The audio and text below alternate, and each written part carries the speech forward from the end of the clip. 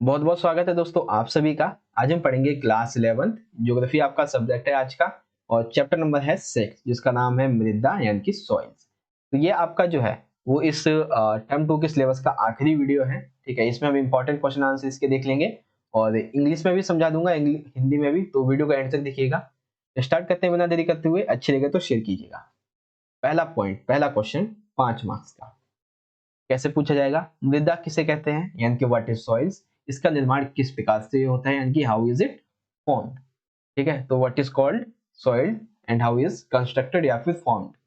तो समझिए, मृदा जो है वो भूपृष्ठ का एक ऊपरी भाग है, भूपृष्ठ का जिस पर हम लोग रहते हैं सतह पर, पृथ्वी की सतह पर। तो ये ऊपरी भाग है जहां पर चट्टानों के टूटने फूटने से यानी कि पत्थर जो होते हैं, चट्टाने जो होती है उनके टूटने से, बारीक कणों से और वनस्पति पेड़ पौधे ये जो होते हैं सड़े सड़े जाते हैं, गल जाते हैं। तो उनके अंशों से मिश्रण होकर और जलवायु व जैव रासायनिक प्रक्रिया के द्वारा ही मृदा का निर्माण होता है, जो कि प्रक्रिया काफी जटिल है। अब इसको प्रभावित करने वाले कारक समझिए। तो पहला कारक है जनक सामग्री अथवा मूल पदार्थ यानी कि मूल पदार्थ क्या होगा। तो मूल पदार्थ का निर्माण करने वाला मूल पदार्थ चट्टानों से प्राप्त होता है यानी कि जो मृदा है उसके मूल निर्माण के लिए जो मूल पदार्थ होता है वो कहां से प्राप्त होता है? चट्टानों से। चट्टानों से कैसे? टूटने फूटने से ही मृदा का निर्माण होता है। तो पहला पॉइंट आपको क्या समझ में आ गया? जनक पदार्थ या फिर मूल सामग्री। तो मृदा के लिए मूल सामग्री क्या है? जो चट्टाने होती हैं उन चट्टानों के टूटने फूटने से मृदा का निर्माण होता है। दूसरा है उच्चावच। मृदा निर्माण की प्रक्रिया में उच्चावच का एक महत्वपूर्ण स्थान है।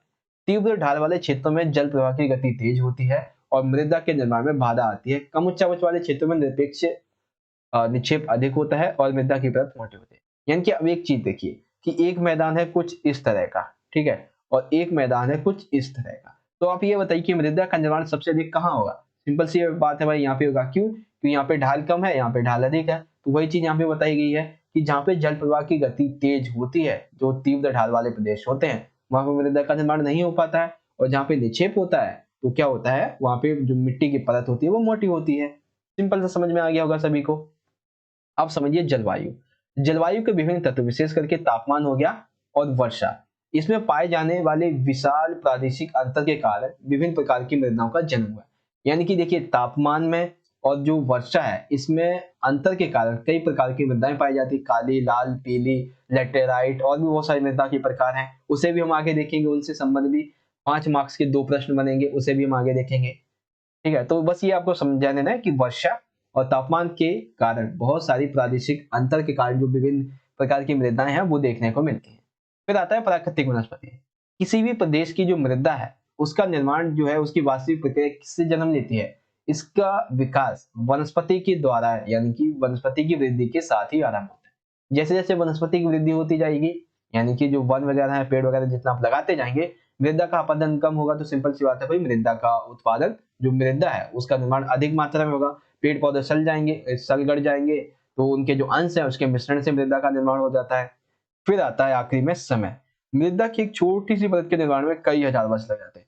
आप मान लीजिए कि कोई एक परत है, मान लीजिए कि 2 सेंटीमीटर की अगर कोई परत है, तो उसको आपने वैसे जब आप जमीन को खोदते हैं तो आप कई हजार किलोमीटर भी उसको खोदते चले जाते हैं। लेकिन उसी में जितना आपने मान लीजिए कि आपके शरीर के लायक भी, ठीक है, जितनी आपकी बॉडी है 5-6 फीट, वो आपने अगर जमीन खोद दी तो उस जमीन को बनने में कम से कम नहीं तो हजारों वर्ष का समय लग जाता है। ठीक है, तो ये चीज यहाँ पे समझाई गई है। तो समझ में आ गया मृदा किसे कहते हैं और जो मृदा का निर्माण है वो किस प्रकार से होता है। तो पहला क्वेश्चन 5 मार्क्स का कंप्लीट हो गया सभी का। समझ में आ गया सभी को? अगर हाँ तो कमेंट में लिखिए यस सर समझ में आ रहा है। चलिए आगे देखते हैं इंग्लिश में। तो what is soil called and how is it concepted. तो देखिए ये होती क्या है और उसके बाद कौन कौन से जो फॉर्मेशन है, फैक्टर्स हैं। तो पैरेंट मटेरियल या फिर सॉरी परमानेंट मटेरियल, या वही चीज है, परमानेंट मटेरियल के बारे में लिखना है। Relief, climate, natural vegetation and time. ठीक है, तो ये सारी चीजें आपको इसमें लिख देनी है। इंग्लिश में आप जो है वो सेंटेंसेस को इजीली यहाँ पे पढ़ सकते हैं। मैं आपको जो है यहाँ पे हिंदी में समझा दे रहा हूँ ताकि आपको अच्छे सारी चीज समझ में आ सके और इंग्लिश में इजीली आप समझ पाएंगे। चलिए आगे बढ़ जाएं। क्वेश्चन नंबर सेकंड देखते हैं। मृदा अपरदन से क्या तात्पर्य है और अपरदन को कितने वर्गों में रखा जा सकता है? ये 2 मार्क्स का प्रश्न है। ठीक है, ये प्रश्न कितने मार्क्स का है? 2 मार्क्स का है कि आखिर ये होता क्या है और इसको हम कितने भागों में रख सकते हैं। ठीक है, तो देखो भाई मृदा अपरदन क्या है, तो मृदा अपरदन, ठीक है, प्राकृतिक या मानवीय कारणों से मृदा के आवरण का नष्ट होना मृदा अपरदन कहलाता है। यानी कि मृदा जो है वो जिस आवरण में अभी वर्तमान में है, चाहे वो प्राकृतिक कारण हो या मानवीय कारण, प्राकृतिक कारण यानी कि भूस्खलन, बाढ़, और हाँ ये दो चीजें हो सकती हैं, और भी कई सारी चीजें हो सकती हैं। मानवीय कारण खनन करने से, उसको खोदने से, या फिर और भी बहुत सारी चीजें होती हैं, तो उनकी वजह से मृदा जो है वो अपने आवरण से हट जाती है, तो इसी को कहते हैं मृदा का आवरण से नष्ट होना ही मृदा अपरदन। तो मृदा अपरदन के कारक के आधार पर इसे पवनकृत और जल द्वारा अपरदन में वर्गीकृत कर सकते हैं। ठीक है, तो दो तरह का होता है, एक होता है परत अपरदन, एक होता है अवनालिका अपरदन। परत यानी कि तेज बारिश के बाद जो मृदा हटती है, तेज बारिश की वजह से जो मृदा हटती है वो अवनालिका, यानी कि तीव्र ढालों पर जल कृषि भूमि पर गहरी नालियां बना देती है, जिससे जैसे कि चंबल बीहड़ इसका उदाहरण है। यानी कि अवनालिका अपरदन क्या होता है, इस पे जो तीव्र ढाल होती है, ठीक है, ये जो तीव्र ढाली होती है, यहाँ पर क्या होता है, जो कृषि होती है उस कृषि के लिए जितनी भी सिंचाई के लिए जो भाग होते हैं, उस भाग को ये क्या कर देता है और गहरा बना देता है। इसी के लिए क्या होता है कि जो अपरदन होता है मृदा का वो तेजी से होने लगता है। ठीक है, तो ये कुछ पॉइंट्स हैं जो कि आपको इसके अंतर्गत याद रखने हैं। अब देखिए इंग्लिश में समझे इसे, तो what is meant by the soil erosion. Soil erosion can be classified into how many categories. तो कौन कौन से हैं और कैसे हैं ये समझा। तो सबसे पहले तो सॉइल इरोजन है क्या, उसके बाद लेयरेशन और ड्रेनेजेशन, इसे आप समझा। आगे बढ़ जाते हैं, अगला देख लेते हैं, क्वेश्चन नंबर 3 की बात करते हैं। देखिए थर्ड क्वेश्चन है, मृदा संरक्षण से क्या तात्पर्य है, मृदा के संरक्षण को सुरक्षित करने के लिए क्या क्या करना चाहिए। तो देखते हैं भाई मृदा संरक्षण होता क्या है। तो अभी तो अपरदन हमने देखा था, तो सिंपल सा आपको ये समझ में आ रहा होगा कि अगर अपरदन ये चीज है तो संरक्षण क्या होगा। तो मृदा के अपरदन को रोक कर, ठीक है, मृदा के अपरदन को रोक कर उसकी उर्वरता को बनाए रखना मृदा संरक्षण। यानी कि अभी हमने देखा था कि मृदा जो है वो क्यों कैसे अपरदन होती है, तो प्राकृतिक और मानवीय कारणों की वजह से नष्ट होती है। अब हमें इन्हीं प्राकृतिक और मानवीय कारकों को रोक कर या उनकी क्षमता को कम करके हम क्या कर सकते हैं, उसको सुरक्षित बनाए रख सकते हैं, उसकी उर्वरता को सुरक्षित बनाए रख सकते हैं, इसे ही कह सकते हैं मृदा संरक्षण।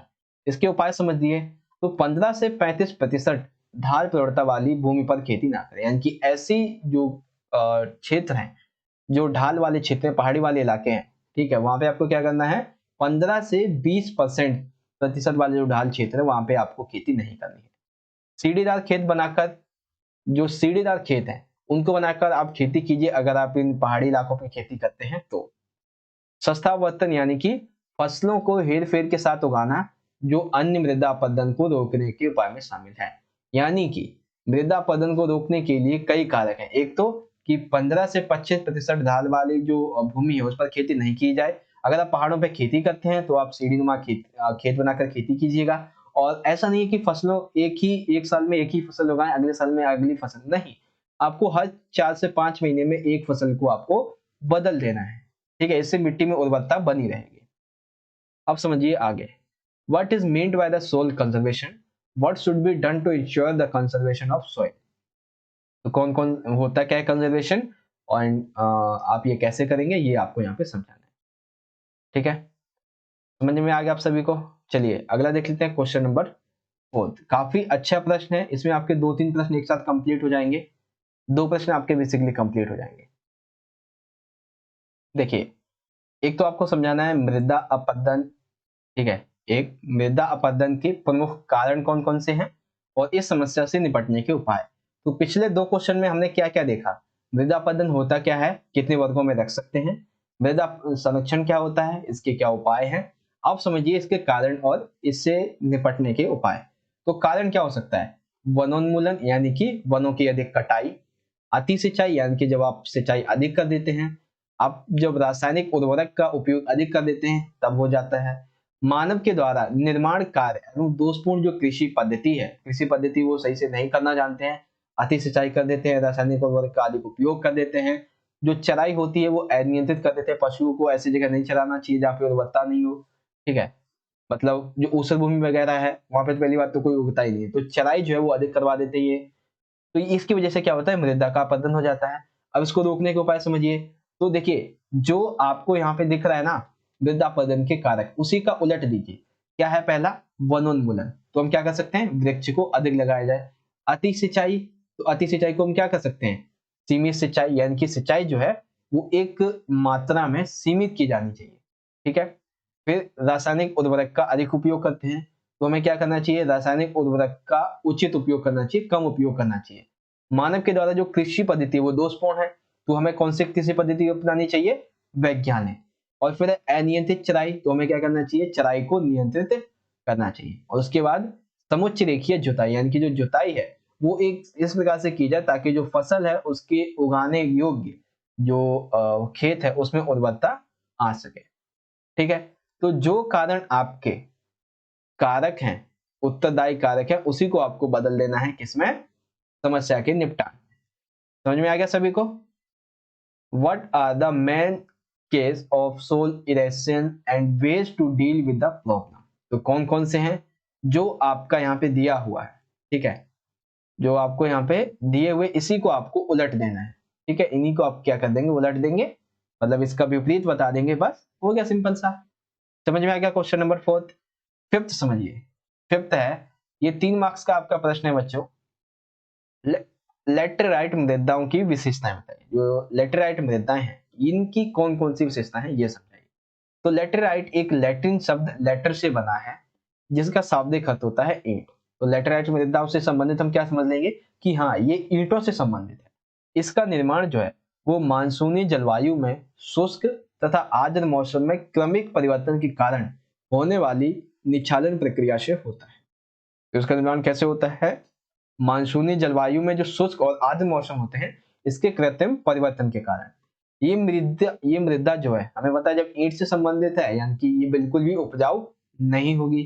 और इस मृदा में नाइट्रोजन, चूना, फास्फोरस और मैग्नीशियम की मात्रा कम होती है। ये कुछ और ही लिखा है यहाँ पे, चूना और फास्फोरस तथा मैग्नीशियम की जो मात्रा है वो कम होती है।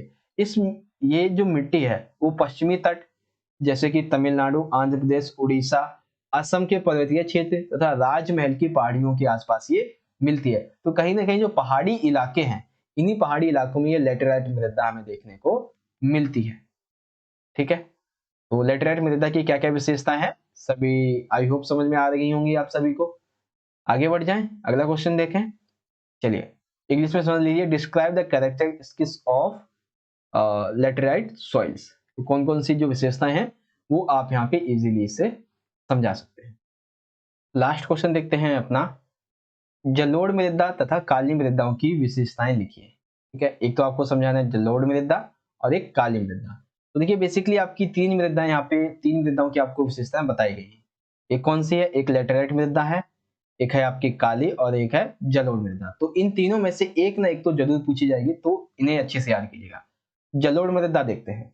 ये मृदा देखिए जलोढ़ यानी कि जल से संबंधित है, नदियों से संबंधित होगी, सिंपल सी है। और जो नदियों से संबंधित है वो मैदानों में पाई जाती होगी, नदियों के द्वारा जो अवसाद लाए जाते हैं उनसे बनती होगी, उपजाऊ भी अधिक होगी, ठीक है। और नदियों के स्थान के आसपास ही पाई जाती होगी, सिंपल सा यही है। तो देखिए ये मृदा जो है वो नदियों के द्वारा बहाए लाए गए अवसादों से बनती है, ठीक है।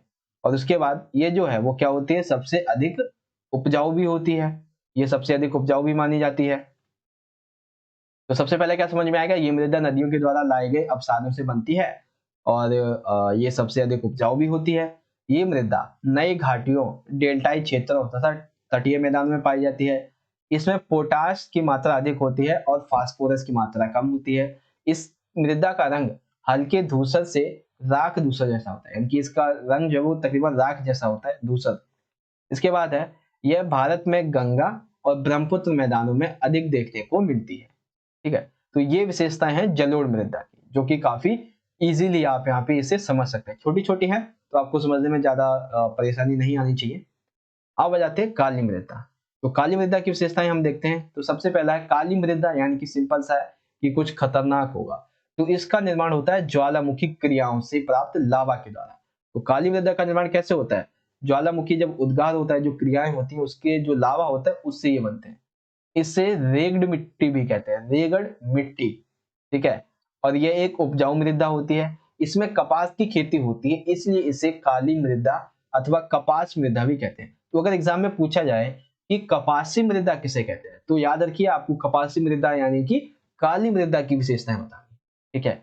अब इस मृदा में जो कि उपजाऊ भी होती है, किसके लिए? कपास की खेती के लिए। तो इसमें चूना, लोहा, मैग्नीशियम, एल्युमिनियम जैसे तत्व अधिक पाए जाते हैं तथा फास्फोरस, नाइट्रोजन ऐसे जो जैविक तत्व होते हैं उनकी कमी होती है, ठीक है।